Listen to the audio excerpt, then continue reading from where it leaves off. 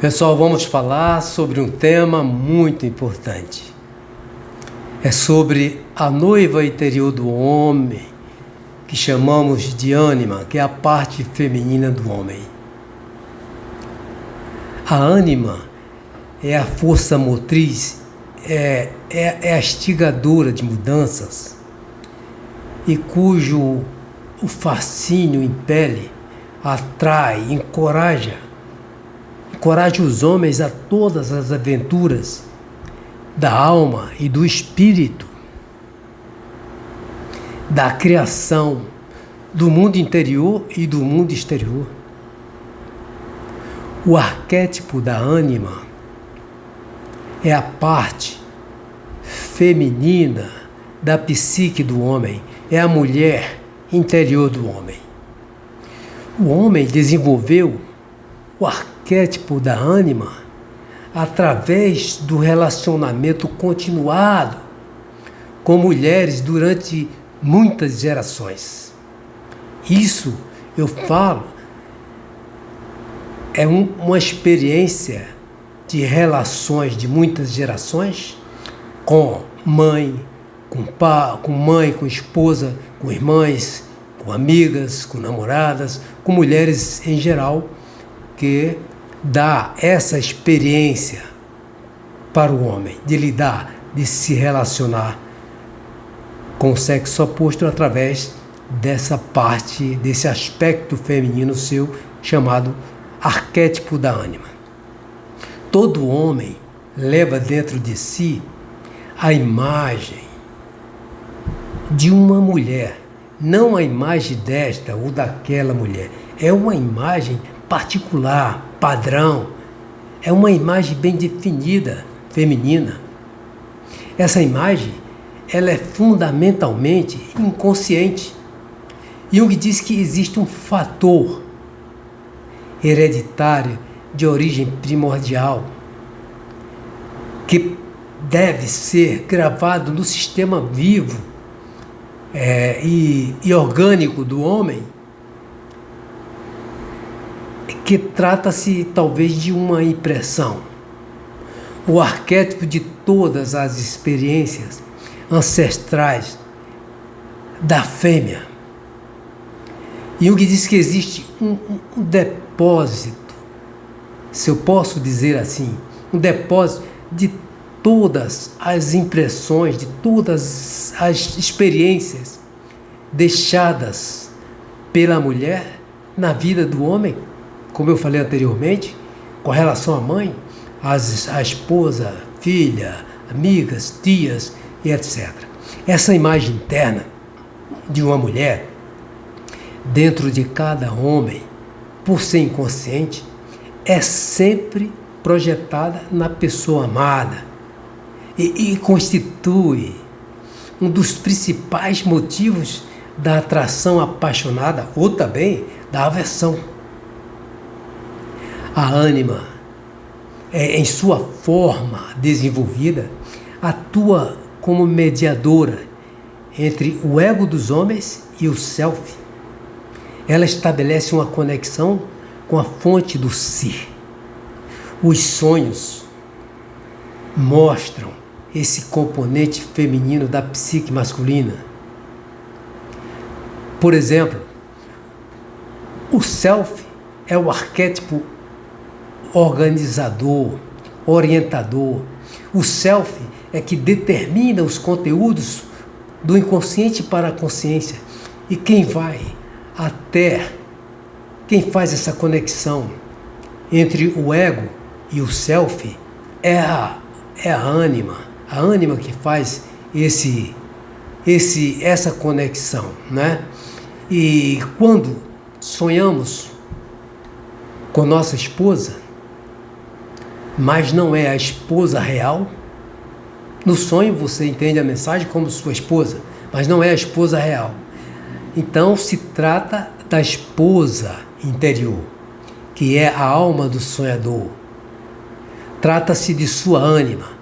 A ânima é o sentimento de um homem, é sua sensibilidade, é sua consciência de coisas interiores. Se tiver uma relação positiva com a ânima, o homem é receptivo aos processos espirituais que ocorrem nas profundezas da sua psique. Pessoal, devemos prestar mais atenção e dar muito mais valor a esse lado feminino e sensível da nossa personalidade, da personalidade do homem. Não é fácil para um homem desenvolver seu lado feminino, segundo Jung diz, é muito difícil. Seu lado feminino inferior é difícil, porque se trata de um processo longo de muitas gerações. Não é só compreender o que eu estou falando agora e dizer, já sei do que se trata. E diz assim, agora vou desenvolver minha ânima. Não é assim. É um processo longo de muitas gerações. Jung diz que para integrar o feminino, o homem tem que abrir mão um pouco das suas realizações femininas. Aí é quando eles se sentem mal, como ceder os seus próprios conteúdos, as suas próprias coisas. É uma luta consciente muito difícil para o homem. É porque cada vez implica desistir de algo que é ele mesmo. Então precisa de compreensão para engendrar nesse processo. Quando se usa seus sonhos em seu trabalho criativo, por exemplo, eu cito um compositor, ele diz que para explorar seus sonhos em profundidade, ele compõe canções, começa a escrever partindo de uma imagem. Isso, se for no caso músico, dedilhando no violão. Quando a canção está pronta, ele procura ver de que modo ela se expandiu, porque nem ele mesmo sabe. O sonho o levou mais fundo, para dentro da imagem. Isso leva a imagem a aspectos que conhece, porque certamente o sonho ele tenta lhe dizer algo que ignora. Eu posso citar um exemplo.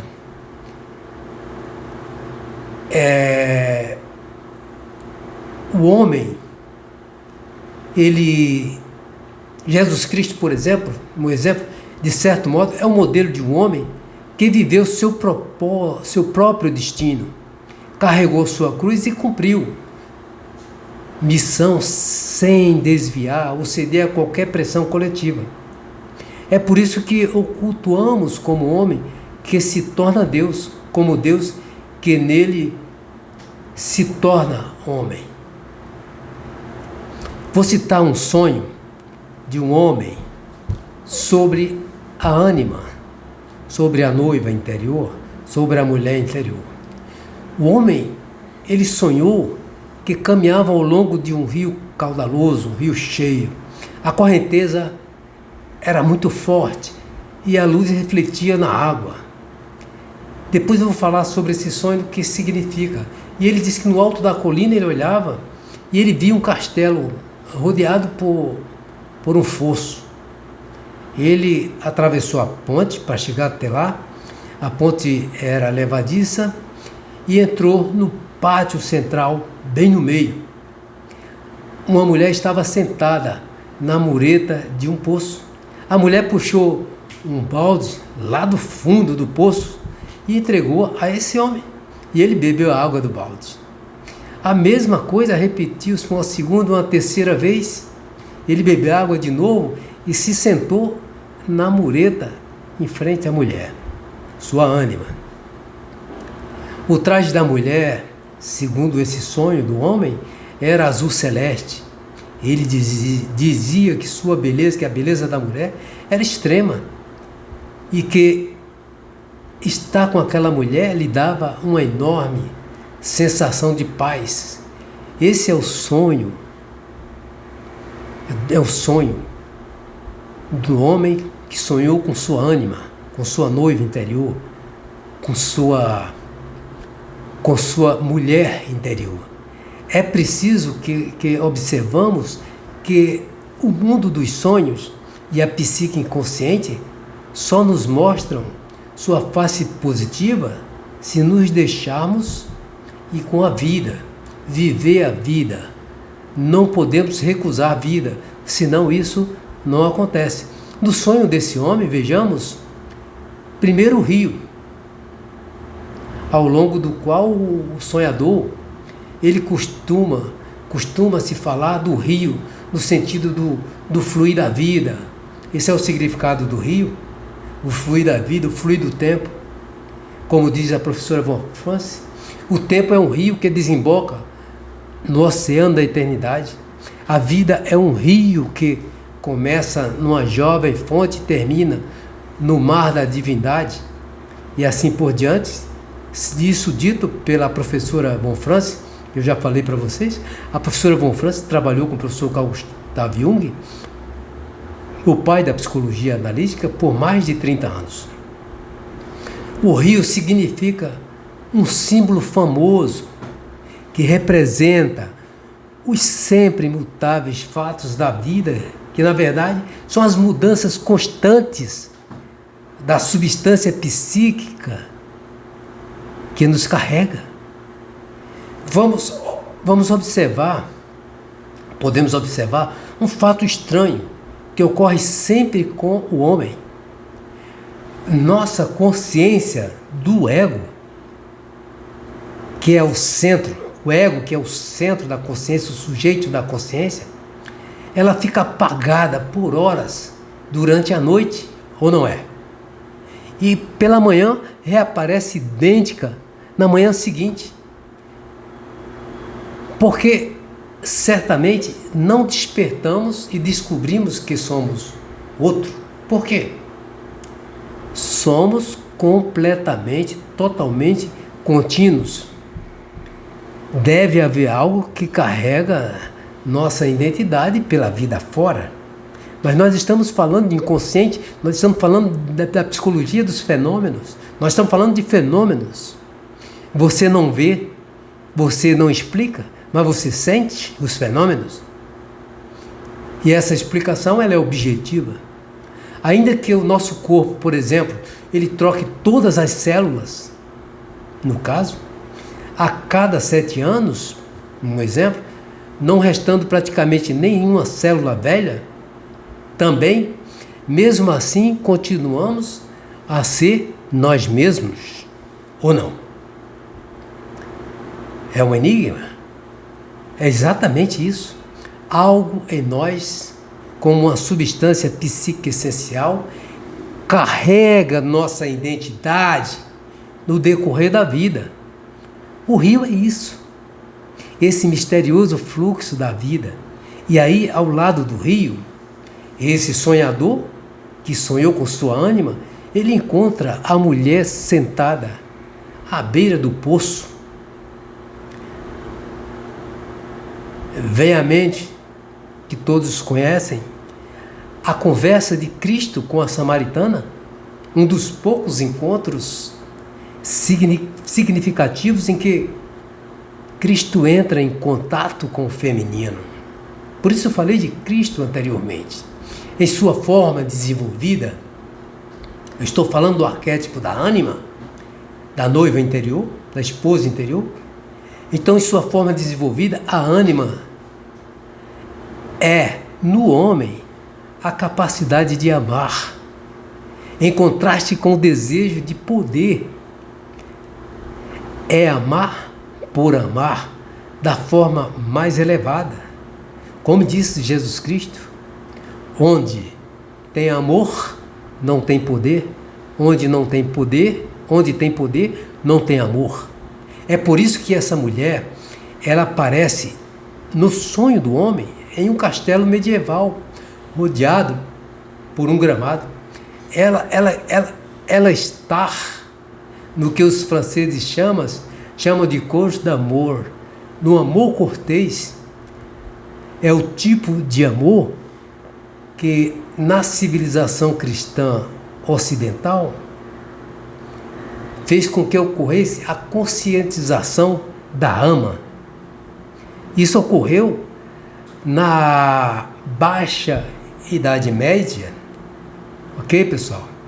Como acontecia isso? Naquela época, na Baixa Idade Média, cada cavaleiro elegia uma mulher de sua escolha, assim como na nossa vida, que todos conhecem, cada poeta escolhe uma mulher, cada escultor escolhe uma mulher, cada pintor escolhe uma mulher para se inspirar e pintar. Então, naquela época, voltando à história, cada cavaleiro elegia uma mulher de sua escolha, que não era esposa. Ela representava a sua amada. Isso quer dizer a imagem da ânima. Eles, para ela, fazia poemas. Por ela, realizava atos heróicos. Ele a cultuava como uma deusa. Esses homens, eles superaram seu bárbaro comportamento guerreiro e assim se tornaram gente civilizadas. Se tornaram homens capazes de se relacionar com uma mulher. Homens que aperfeiçoavam a sua capacidade de amar, a sua sensibilidade. Eu gostaria de recordar que esse era o tempo da lenda do Grau, dos trovadores, da história que todos conhecem, de Tristão e Isolda.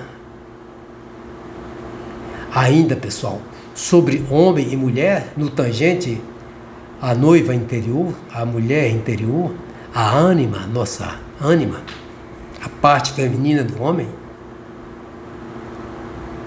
Sobre o homem e mulher, que são opostos por estar interagindo um com o outro durante gerações, cada sexo adquiriu característica do sexo oposto, que facilitam respostas de compreensão, respostas adequadas. Quer dizer, essa harmonia entre o arquétipo ânimos e ânima, ânimos é a parte masculina da mulher e ânima, a parte feminina do homem, e também essa harmonia entre a sombra que eu já falei e a persona tem um valor muito grande para a sobrevivência das pessoas. Essa harmonia é que leva o indivíduo a ter uma vida equilibrada. Na relação entre homem e mulher, para que a personalidade seja bem ajustada, harmoniosamente equilibrada, o lado feminino da personalidade do homem, a ânima, e o lado masculino da personalidade da mulher, o ânimos, devem poder expressar-se na consciência e no comportamento efetivamente. Isso é uma relação objetiva, real. É importante observar, pessoal, o que ocorre com o ego do homem e o ego da mulher. No caso, o ego e a ânima de um homem e o ânimo de uma mulher, é esperado que mantenha um com o outro uma relação compensatória, que venha a proporcionar assim, uma espécie de equilíbrio entre os elementos constantes. E assim, evitando que a psique ela fique neuroticamente desequilibrada. Então essa relação entre a ânima e o ânimos é muitíssimo importante para a qualidade de vida do ser humano. Jung dá o seguinte exemplo, ele diz o seguinte: imagine um homem dotado de uma sombra forte e de uma ânima fraca. Eu estou falando em termos de energia psíquica. Um homem que tem uma ânima fraca, sem energia. A ânima fraca, ela tenta tirar, ela tenta sangrar energia da sombra forte para sobreviver. Eu faço uma observação importante, pois quanto mais energia vai sendo retirada da sombra, mais energia será lhe acrescentada pelas fontes exteriores. Esse homem da ânima fraca, ele praticamente não terá convivência com mulher. Ele pode até casar, mas não dura o casamento, porque ele não tem uma ânima desenvolvida. Neste caso, o conflito ele existe e prossegue, unilateral. Mas se o conflito ele for resolvido, quer dizer, muita persistência desse homem que tem uma ânima fraca, desenergizada, ele pode conseguir uma convivência, mas não igual como deveria, uma convivência completa. Nesse caso, Jung diz que dificilmente será perturbado a união dos contrários. A sombra e a ânima se alimentando, ela será sempre muito forte. Ainda nesse contexto, observa-se que com a união dos contrários, o homem deixará de ter um comportamento compulsivo masculino. E daí ele poderá expressar em seu comportamento uma ternura, uma virilidade de força, de compaixão, de determinação, de sentimento. Isso pode acontecer na maioria dos casos com frequência. O conflito prossegue, porque não tem jeito, o conflito vai existir sempre. E os contrários, eles não conseguem se manter eternamente unidos. É extremamente importante lembrar que o ponto principal nestes casos é o forte laço a ser estabelecido entre as estruturas opostas. No caso que eu citei, a sombra e a ânima, que são uma das estruturas principais da psique, que tem sua contrapartida, sua base, que proporciona essa base nas relações humanas. Um exemplo poderosíssimo, por exemplo, desenvolve-se muitas vezes entre duas pessoas que, de modo robusto, se contrapunham a outra. É preciso que trave muitas batalhas, sim. É preciso que exista o conflito. Antes, certamente, de acabar com tantas lutas, para com certeza termos uma firme e duradoura amizade. Não se trata de um típico resultado, porque nesse caso a luta continua. Vai existir sempre o conflito. E é importante, porque é através do conflito que produzimos energia psíquica. Mesmo que os conflitos se tornem mais acirrados, mas é importante. Jung diz o seguinte, que ele faz comparação entre os conflitos intrapsíquicos e os conflitos interpessoais. Ele diz que não se trata de apenas uma analogia, porque nossos conflitos com outras pessoas é importantíssimo. Também conflitos com animais, com objetos, são conflitos, são quase sempre o mesmo, são projeções de conflitos no interior de sua própria personalidade. Pessoal, veja como a ânima, a noiva interior, é importante para a vida do